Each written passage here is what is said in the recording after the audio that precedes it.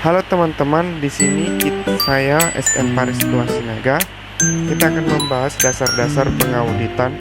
Ini merupakan pengujian akhir semester genap oleh dosen penguji Bapak Ferry Laurentius SMSI. Kita masuk ke dalam topik-topiknya.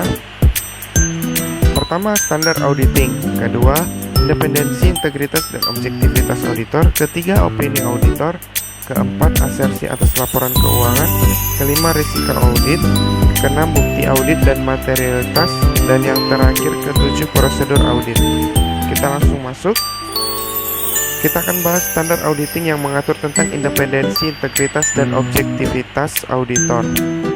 Tertulis dalam standar auditing 220, yaitu KHP memiliki prosedur untuk meyakinkan seluruh personil dalam penugasan mempertahankan independensi, integritas, dan objektivitas. Mengapa auditor harus memiliki independensi?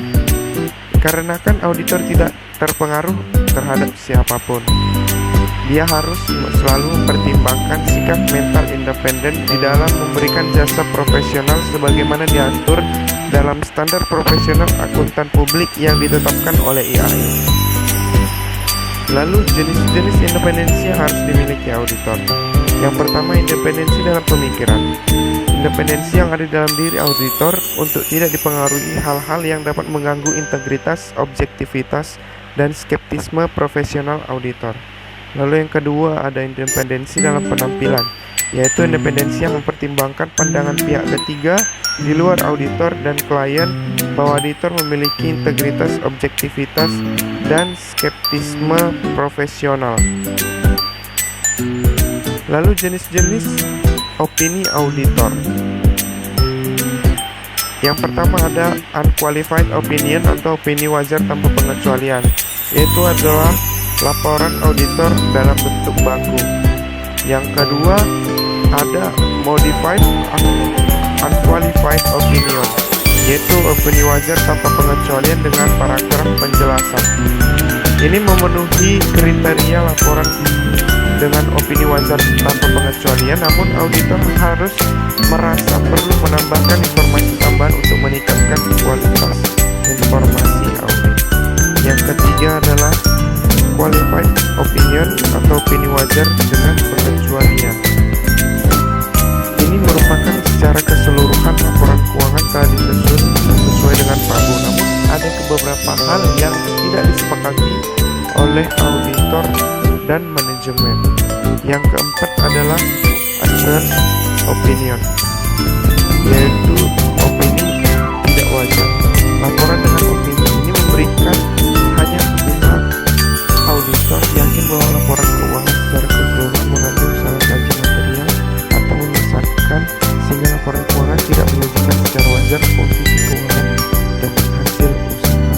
Yang kelima, disclaimer of opinion atau tidak memberikan opini.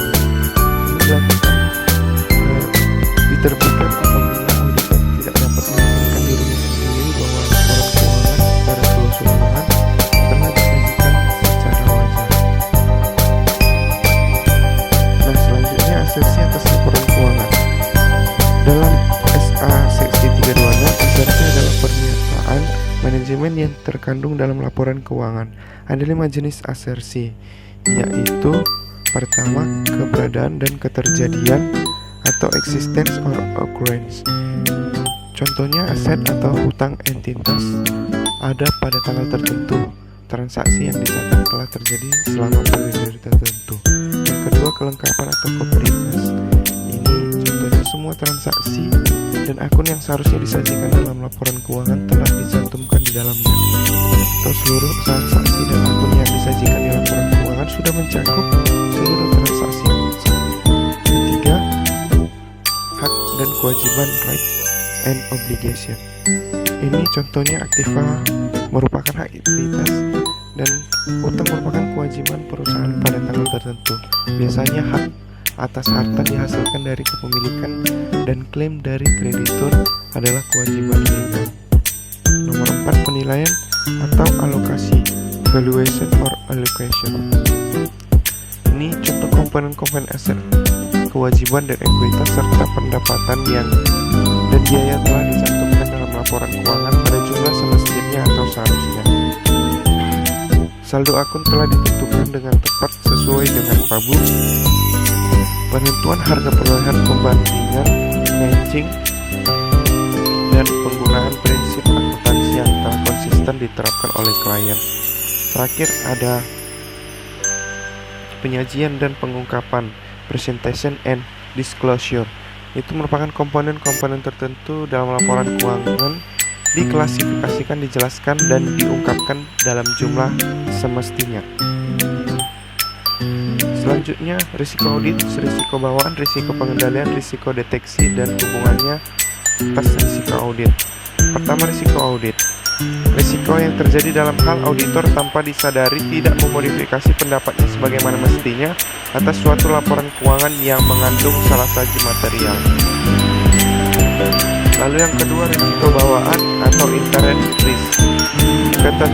Kerentanan suatu asersi terhadap suatu salah saji material dengan asumsi bahwa tidak terdapat kebijakan dalam struktur pengendalian intern yang terkait.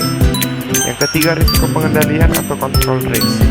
Ini merupakan risiko bahwa suatu salah saji material yang dapat terjadi dalam suatu asersi tidak dapat dicegah atau dideteksi secara tepat waktu oleh struktur pengendalian internal klien. Yang keempat, ada risiko deteksi atau detection risk. Risiko bahwa auditor tidak dapat mendeteksi salah saji material yang terdapat dalam suatu asersi. Ini adalah hubungan risiko audit, risiko bawaan, risiko pengendalian, dan risiko deteksi dan hubungan risiko audit. Jika kita lihat dalam gambar yang ada di kanan, kita bisa melihat bahwa dimulai dari risiko intern atau risiko dalam, itu menyebabkan banyak sekali risiko-risiko. Lalu ini disaring oleh control risk atau risiko yang kontrol, baru kemudian disaring oleh detection risk atau risiko deteksi, dan akhirnya hanya tinggal sedikit yang menjadi risiko di dalam risiko audit.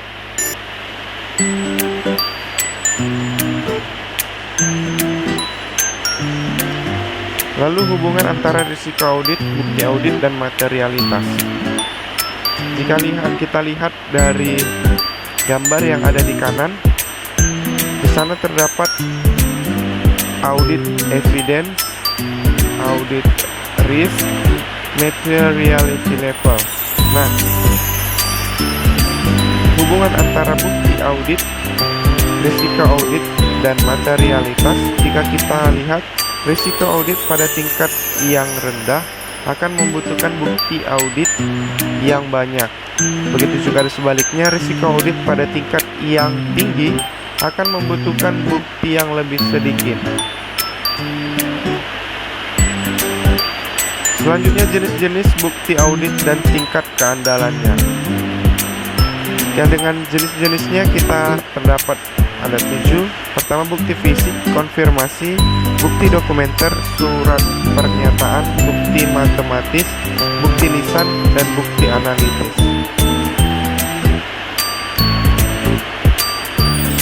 Dilihat dari keandalan bukti audit, pertama ada keandalan bukti audit meningkat apabila bukti audit diperoleh dari sumber independen dari luar entitas.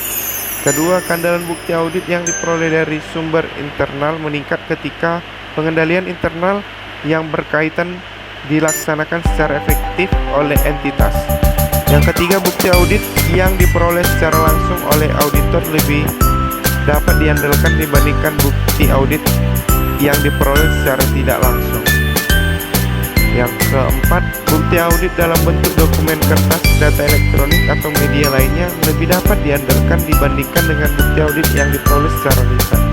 Dan yang terakhir, bukti audit yang diperoleh dari dokumen asli lebih dapat diandalkan dibandingkan dengan bukti audit yang diperoleh dari fotokopi atas faksimal atau dokumen yang difilmkan atau di bentuk digital atau elektronik. Keandalan bukti audit dari yang paling andal ke paling rendah, itu dokumen dihasilkan dari eksternal dan dikirim langsung ke auditor yang paling andal. Yang kedua, dokumen dihasilkan pihak eksternal dan disimpan klien. Yang ketiga, dokumen dihasilkan secara internal dan disirkulasi ke pihak eksternal. Dan yang terakhir, dokumen dihasilkan secara internal dan sirkulasi internal. Prosedur audit. Prosedur audit adalah metode atau teknik yang digunakan oleh auditor untuk memperoleh dan mengevaluasi bukti audit. Ada jenis-jenis prosedur audit, yaitu prosedur analytical, melakukan inspeksi, melakukan konfirmasi, melakukan permintaan keterangan, melakukan perhitungan, melakukan penelusuran, melakukan pemeriksaan dokumen, melakukan pengamatan, melakukan penghitungan ulang, dan teknik audit berbantuan komputer. Selanjutnya, menilai risiko pengendalian. Pertama, apakah laporan keuangan klien dapat diaudit? Yang kedua, menentukan taksiran risiko pengendalian didukung oleh pemahaman atas pengendalian internal. Yang ketiga, mengidentifikasi kelemahan signifikan dan kelemahan material. Lalu yang terakhir, berkomunikasi dengan manajemen tentang kelemahan pengendalian internal. Pengujian pengendalian. Pengujian pengendalian merupakan pengujian yang dilakukan oleh auditor untuk menilai efektivitas pengoperasian pengendalian internal klien dalam rangka mendukung estimasi awal atas risiko pengendalian. Penilaian risiko deteksi dan pengujian substantif. Penilaian risiko deteksi kemungkinan salah satu material berkaitan dengan pernyataan yang tidak dideteksi oleh substantif pengujian auditor. Lalu pengujian substantif merupakan prosedur yang didesain untuk menguji apakah ada salah saji moneter nilai rupiah secara langsung mengaruhi kewajaran dari laporan keuangan. Nah, sekian dan terima kasih. Jika Anda semua memiliki pertanyaan, boleh langsung saja di kolom komentar. Dan selamat jumpa di